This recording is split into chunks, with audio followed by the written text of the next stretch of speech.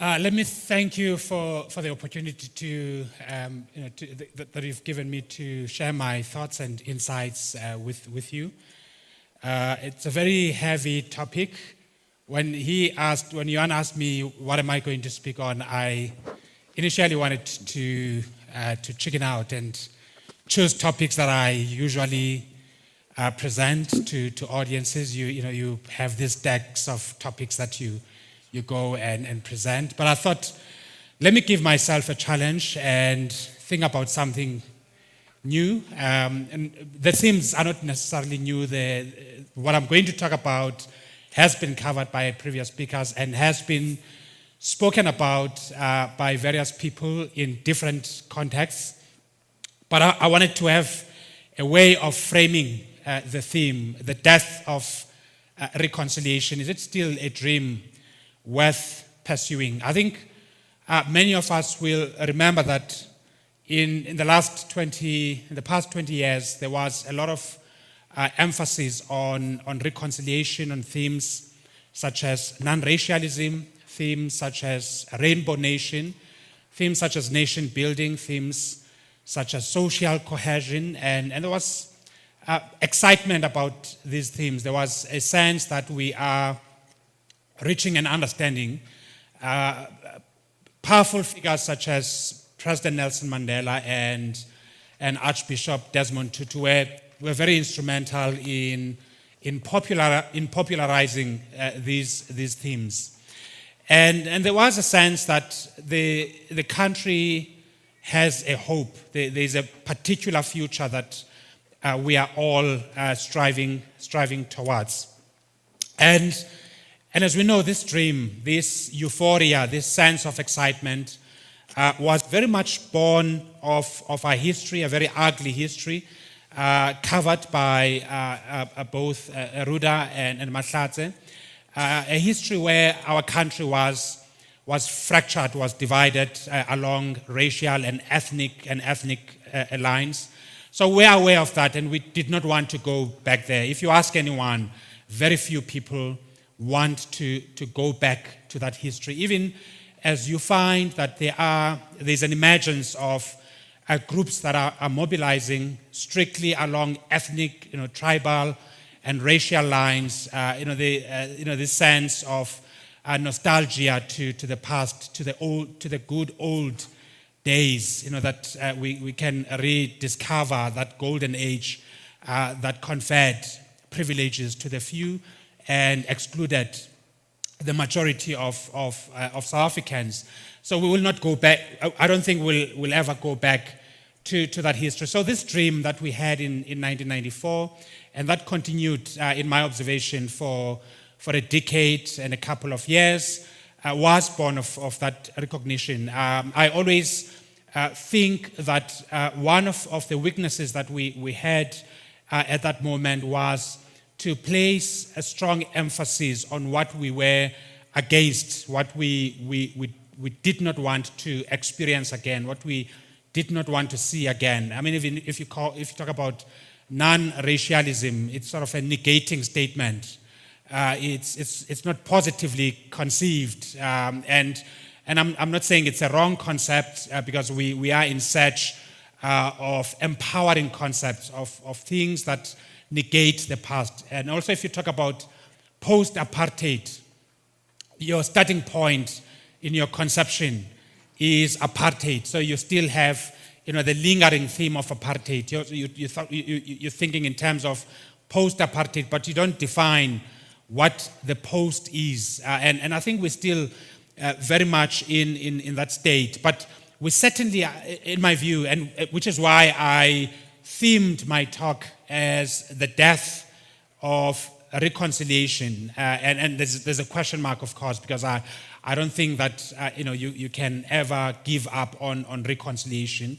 I get a sense that we have lost the grip of that hope, of that excitement, of that belief that we can build bridges of understanding across different races. We can pursue nation building in the terms that we used to talk about in the past. And maybe there is nothing wrong with that. Maybe that opens up a new space for us to deal with what the previous speaker referred to as the emotion, as the anger, the bottled up anger, the false illusions, the false beliefs in big heroes, in big men that that were cast upon us to save us, and I think that time marked by especially the persona of Nelson Mandela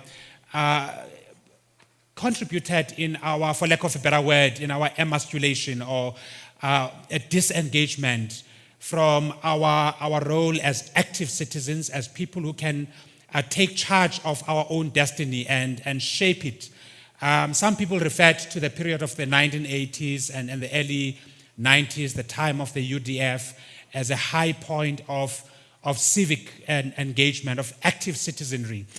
And there is truth in that, except that it was not all unadulterated. It was not all pure. It was not paradise. I mean, I grew up in the township in Langa first, and then in Khayelitsha, well, in Site C, the squatter settlement that sort of sprawled, people from Langa moving to new parts of Khayelitsha.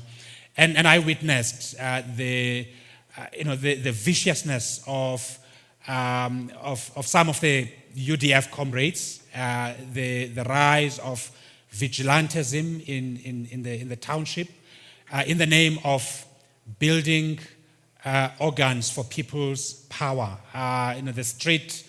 The self-defense units, the street committees. So it was not an all pure era. There is something to learn from that in terms of how people expressed their demands, asserted themselves, and took initiative without having to wait for political leaders from somewhere. And I think a lot went wrong when the elite group arrived from exile, because we thought that these are the people that are going to save us. Mandela was out of prison and was a big personality, and we thought of leadership as something that is out there rather than as something that is in here.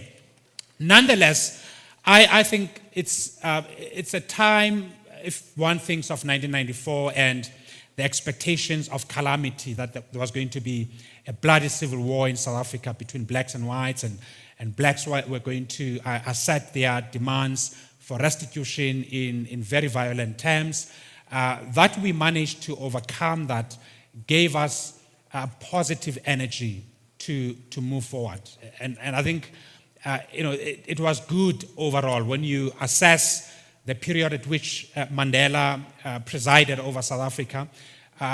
We were fortunate in many ways, but we did not have leaders both within the civic sphere as well as from within the political sphere to take over the battle. We did not have the emergence of transformative leadership that was going to take over from that.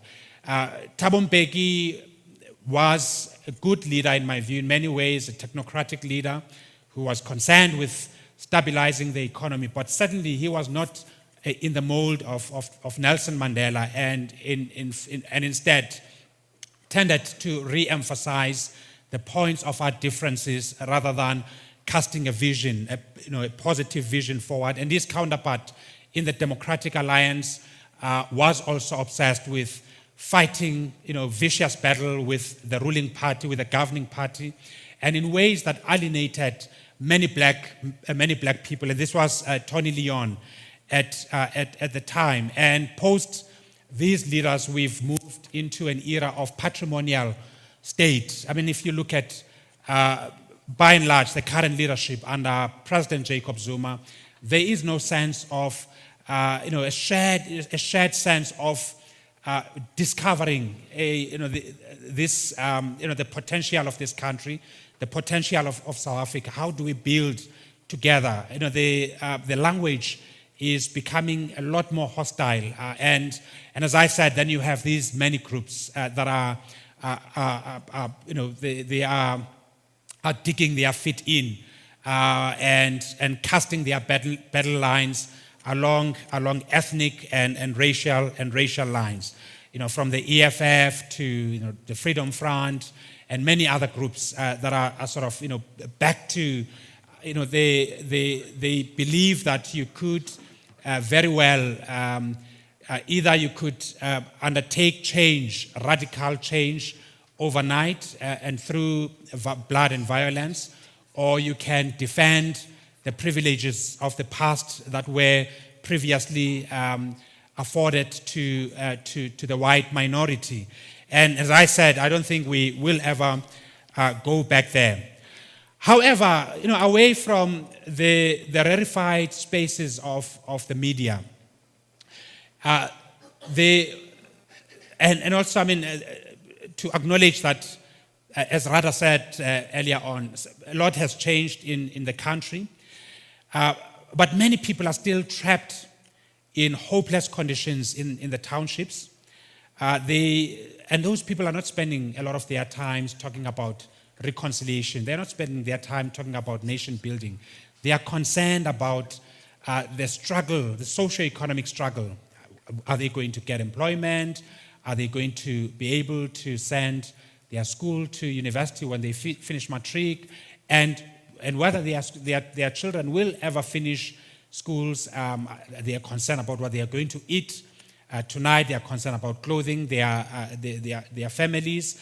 And they see these disparities in our country, which are still largely defined in race terms. Socioeconomic social inequalities in South Africa are still largely defined in race terms, even though you see a sprinkling of the black middle class or the black elite.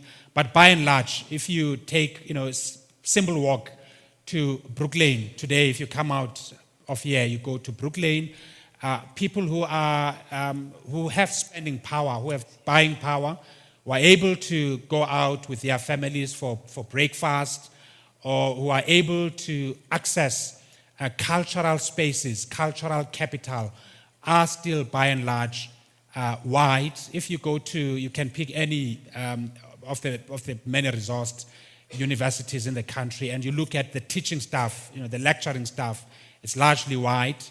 If you pick any company randomly, 10 companies amongst the JSE listed companies, and look at their boards, their corporate boards, they are still largely white. So the spaces of difference in South Africa are still largely defined in racial terms.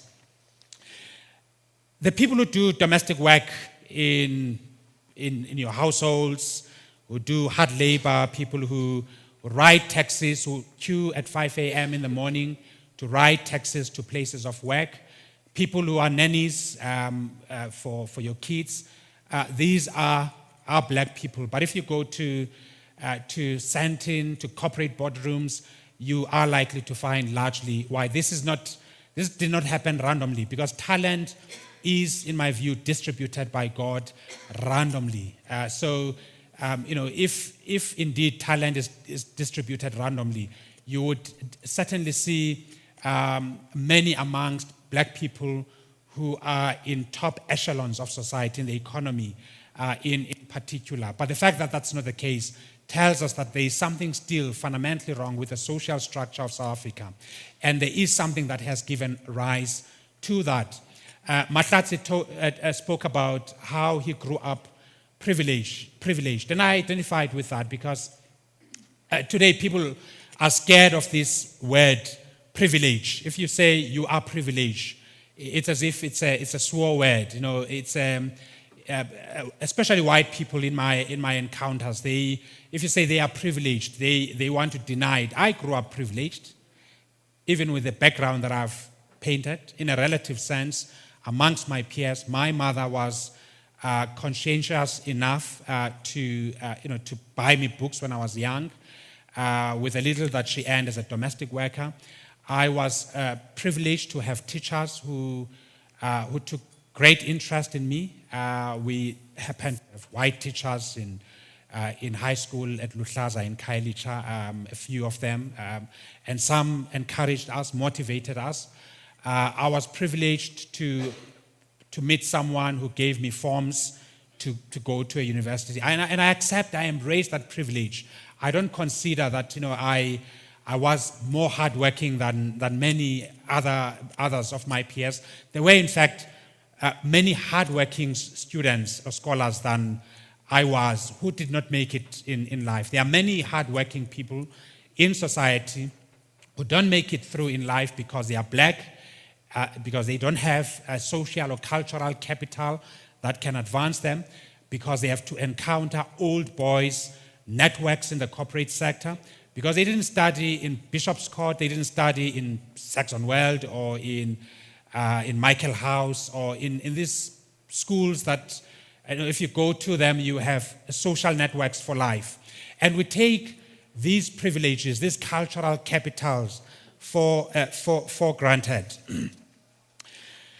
Now, there is today a growing frustration when one looks at South Africa, even with the improvements, things they are not like the past. I mean, when I finished my MA in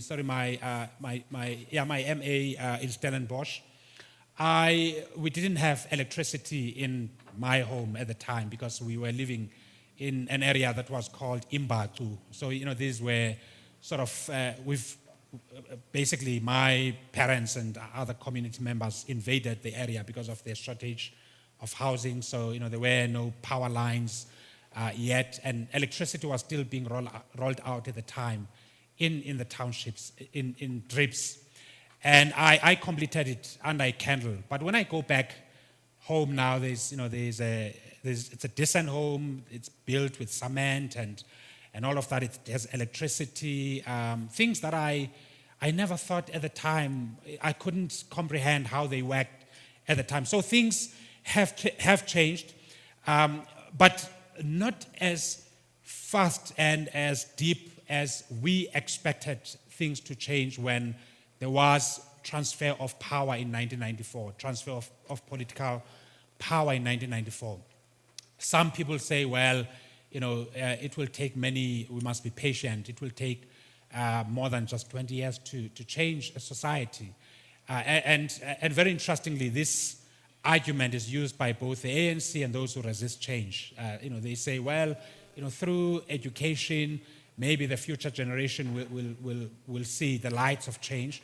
And the ANC, on the other hand, says, yeah, well, wait for us. We can't change what was created over 3 centuries of colonialism and decades of apartheid over 20 years. So cut us some slack. And you look around the world, you find countries that over 3 decades had managed to undertake large-scale social change. Southeast Asian countries, China over a 30-year period had lifted over 500,000 people out of poverty. We are only at 10% of that. There's a deep sense, there's a deep frustration about economic inequalities today. That, as I said, social, economic, and cultural power still, by and large, is in the hands of white people in the country. And people ask a question, or people say, well, we must be mindful of the fact that there are people who were born, especially amongst the young, who were born at the end of apartheid or after apartheid, so they should not be exposed to these things. They have nothing to do with this, almost as if South Africa began in 1994, and almost as if prejudice doesn't get passed down generationally, and almost as if there is no asset base and cultural capital that gets passed down the generation, and almost as if social exclusion and privileges don't get reproduced over a period of time, and along the very stark terms of black and white. And this brings me to another point, that you find a great deal of radicalization, especially amongst black students who come from middle-class backgrounds. And this confounds many people. Many of these students, I met one 2 days ago, a vet student. I was asking him about a whole lot of questions related to the protest in Wits, the Roads Must Fall movement at UCT, and what's happening at Stellenbosch. And I know his father is a mining executive, a highly educated guy, and this guy went to study at Model C schools or private school. This young chap is in his 20s, early 20s, and he is radical. He has views of Fanon. He articulates Frantz Fanon. He articulates Steve Biko's views. It's almost as if he has memorized them. And I was trying to understand how did you get to where you are in your 20s? And he said, well, look, I studied in I think Model C or private school, and I was made to believe that we were all equals, and skin color did not matter. But I felt that I was excluded. I was not seen as quite belonging. And he says to me, whereas with white students, they will be encouraged to, they will be encouraged to get beyond 70% mark in their studies. They would be pushed hard. In our case, we were patronized. It was okay that we just get by. Of course, our teachers were excited with our progress, but we were not seen as capable of being stretched.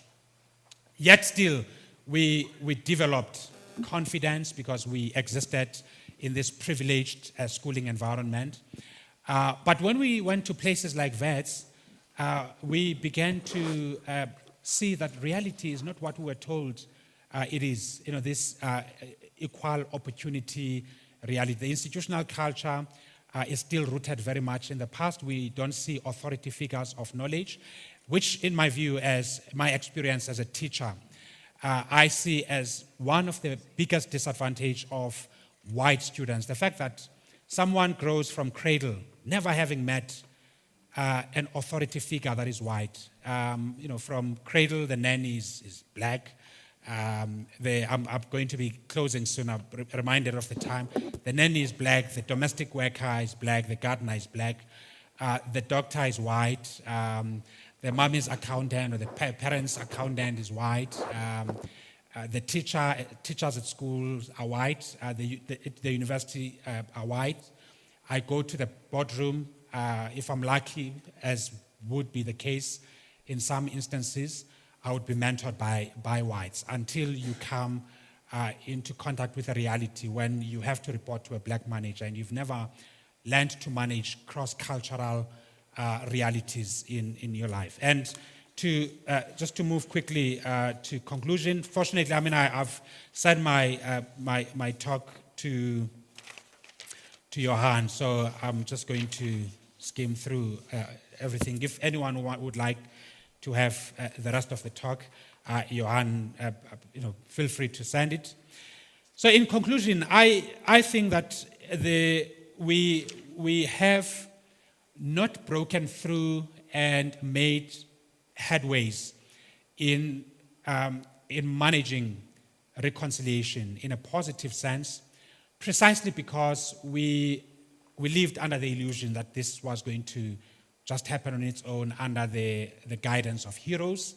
Two, my observation is that we did not see transformative leaders in the same mold as Mandela. Nelson Mandela is liked a lot by white folks. Black folks are beginning to resent him for having postponed the fulfillment of black aspirations in favor of assuaging white fears. We did not see similarly placed transformative leaders coming out of white communities and mobilizing white communities, getting them out of their fears to build bridges across culture. And finally, we are never going to make progress on reconciliation and nation building as long as we think narrowly in terms of tribes, ethnicity, rather than seeing ourselves as sharing a common human heritage as an expression of the identity of God, as created after the image of God. We are human, first with a common heritage, and then we are the different people that we are. And I prefer to appeal to Jonathan Sachs, a Jewish rabbi, his view of the dignity of difference, to reach out to one another, to see the pain, to be moved by the pain of the other before you think of your own pain or of that of your narrow tribe, and to reach out to the other while maintaining the dignity of difference. Thanks.